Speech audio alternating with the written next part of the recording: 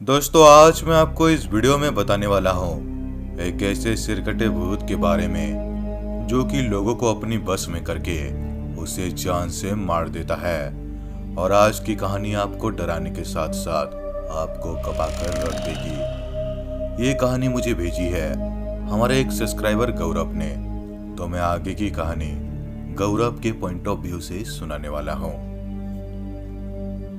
ये घटना साल 2015 में घटी थी। उस समय मैं और हमारे घर के सभी लोग गांव में रहा करते थे और गांव में खेती करके उसे शहर पर बेचने के लिए जाते थे।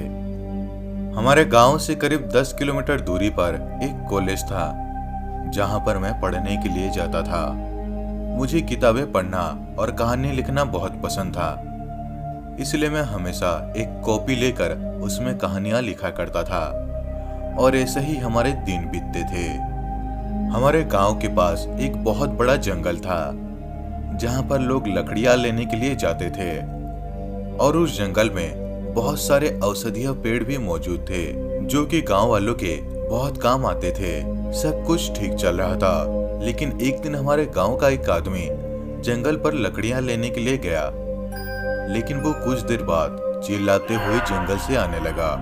उस आदमी का ये हरकत देखकर गांव के सभी लोग बहुत डर गए थे। उसके बाद जब गांव के लोग उसके पास जाकर पूछने लगे तो वो आदमी बताने लगा कि जंगल के अंदर एक सिरकटा लाश पड़ा हुआ है।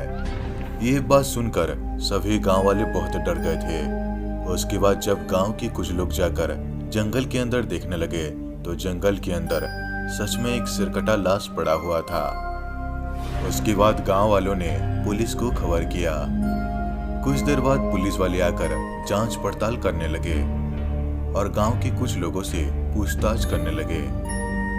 उसके बाद पुलिस वाले उस लाश को पोस्टमार्टम के लिए भेज दिए और सारे पुलिस वाले वहां से चले गए। लेकिन इस घटना से गांव के लोग बहुत डरे हुए थे और ये बात पता ही नहीं चल रहा था कि वो सिरकटा लाश किसका था और उसको किसने मारकर इस जंगल में फेंक दिया।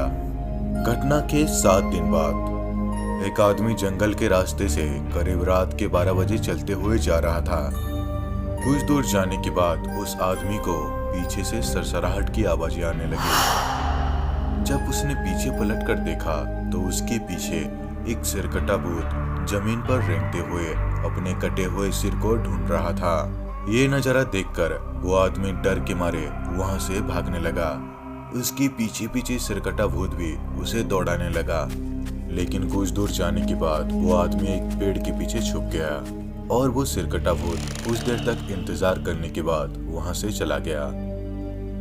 उसके बाद जब वो आदमी गांव पर अपनी जान बचाकर आया तो वो सारे गांव वालों को सब कुछ बताने लगा जो कुछ भी उसके साथ हुआ था।